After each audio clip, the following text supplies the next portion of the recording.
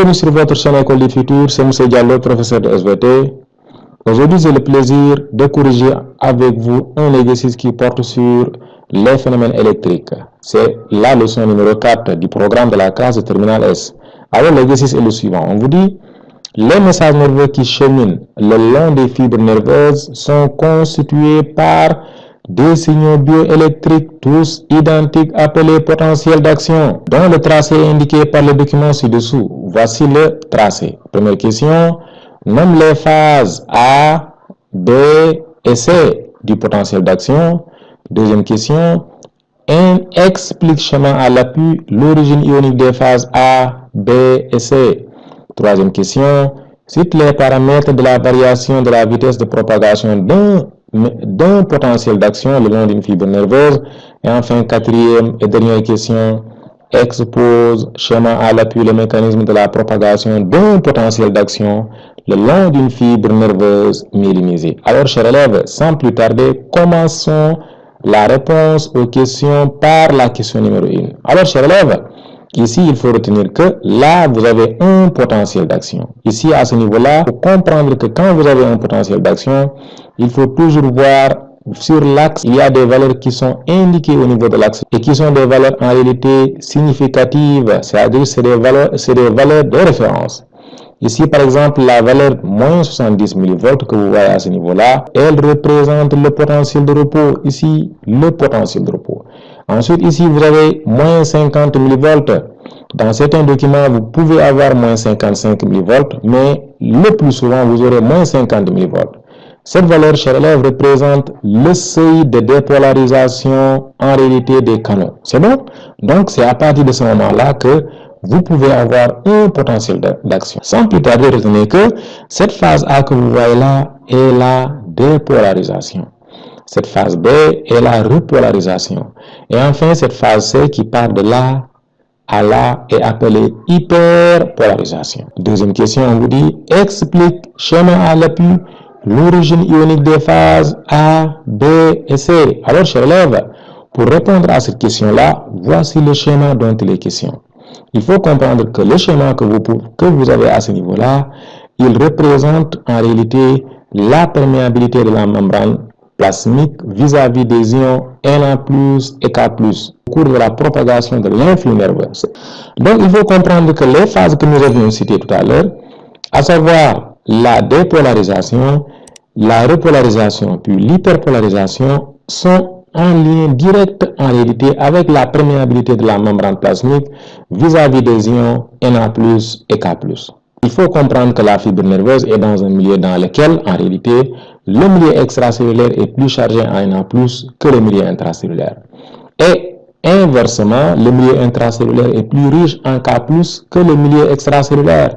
Donc, le mouvement de ces ions-là, à travers la membrane plasmique, en réalité, est responsable de ce potentiel d'action que vous pouvez avoir à ce niveau-là. Bref, tout ça n'est pas lié à la question. Ce qui est lié à la question est d'expliquer en réalité l'origine de la phase A. Cette phase A qui commence ici, observez bien, cette phase A que vous voyez à ce niveau-là, jusqu'à ici, qui est la dépolarisation, est en réalité liée au fait que pendant cette phase de dépolarisation, la membrane plasmique de la fibre nerveuse, en ce moment-là, chers élèves, est perméable aux ions Na+. Voilà pourquoi les pics de dépolarisation peuvent être superposés avec les pics de la perméabilité de la membrane plasmique vis-à-vis des ions Na+. En termes simples, cela signifie quoi? Cela signifie que l'amplitude du potentiel d'action dépend en réalité de la quantité de Na+, qui quitte le milieu extracellulaire et qui se retrouve brusquement dans le milieu intracellulaire. C'est le mouvement de ces ions qui vont quitter le milieu extracellulaire et qui vont diffuser à travers les canaux voltage dépendant à Na+, en réalité, qui vont être responsables de l'inversion de la polarité membranaire. Il faut comprendre qu'au repos, au potentiel de repos, la fibre nerveuse est chargée positivement à l'extérieur et négativement à l'intérieur. Mais, si on applique une stimulation avec une intensité supérieure ou égale à l'arrêt aux bases, qu'est-ce qui va se passer? On va noter une inversion de la polarité. Cette inversion de la polarité est liée au fait que lorsque le message nerveux arrive à un point donné, en ce moment-là, il faut comprendre que la membrane va être perméable aux ions Na+. Et lorsque la membrane est perméable aux ions Na+, les canaux A et Na+ vont s'ouvrir. Il va s'en suivre une entrée brusque et massive d'ion Na+. C'est cette entrée brusque et massive qui est responsable de la dépolarisation. Voilà pourquoi la courbe en rouge que vous voyez à ce niveau-là peuvent être superposées avec cette phase A que vous voyez ici.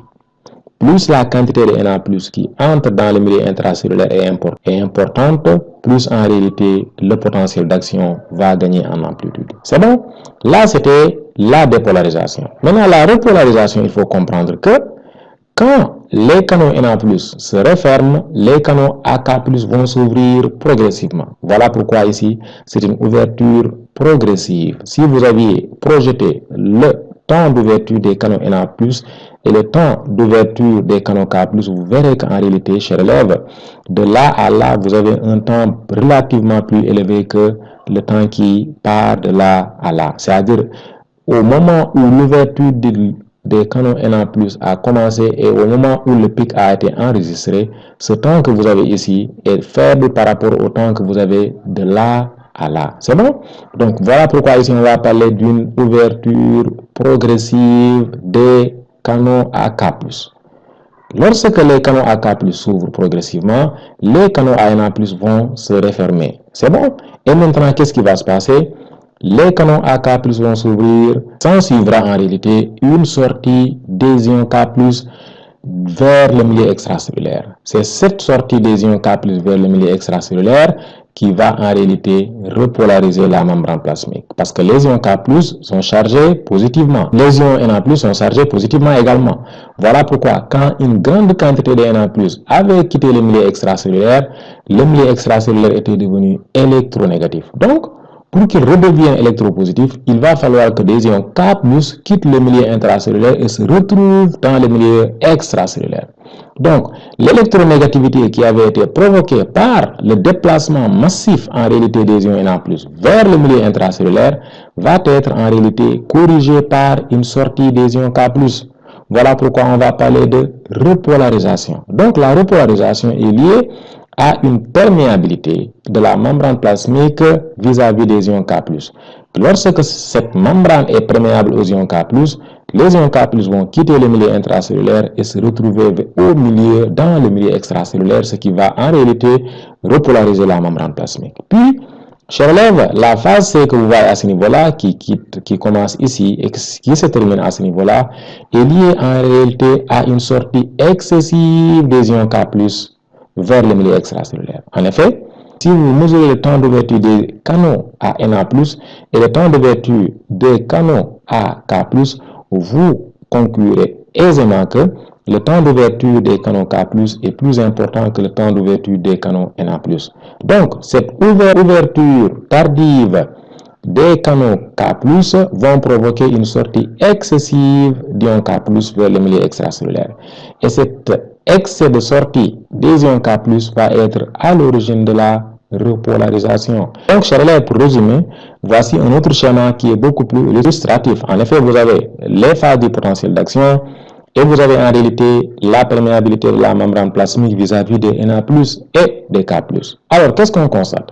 Vous voyez qu'à droite ici, vous avez un autre schéma. En effet, là, vous avez, comme je l'avais dit, à chaque fois que vous avez ce schéma-là, observez les valeurs indiquées à droite.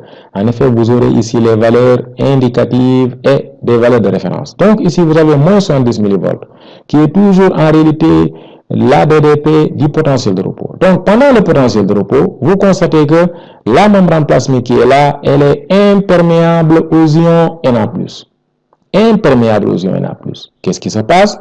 Pendant la phase de dépolarisation, matérialisée au niveau de l'oscilloscope par ce tracé-là, vous constatez que le canal qui était fermé à ce niveau-là, c'est ouvert. Et quand le canal s'ouvre, les ions Na+ vont diffuser vers le milieu intracellulaire. Donc, vous aurez une entrée brusque et massive d'ions Na+ dans le milieu intracellulaire. C'est ce qui va être responsable de cette dépolarisation que vous allez voir ici. En effet, le spot du gravier, le spot va dévier vers les valeurs positives. Il va quitter les valeurs négatives et va dévier vers les valeurs positives, du fait que l'intérieur devient électropositif. C'est bon? Donc, voilà pourquoi ici, je vous avais dit que pendant la phase de la dépolarisation, la membrane plasmique est perméable aux ions Na+. C'est bon? Mais observez bien ce qui va se passer.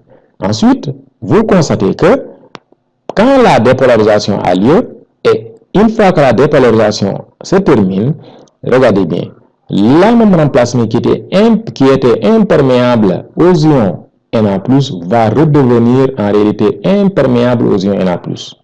Dès que la dépolarisation est terminée. Après cela, la membrane plasmique devient perméable aux ions K+. Voilà pourquoi vous avez ici une ouverture du canal matérialisée par ce trait bleu que vous voyez ici. C'est une perméabilité de la membrane plasmique aux ions K+.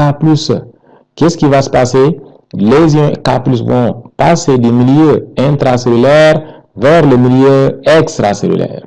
Donc, c'est ce qui va provoquer une repolarisation, va être matérialisée par le tracé que vous avez ici. Bref, il faut comprendre que pendant la dépolarisation, la membrane plasmique est perméable aux ions Na+.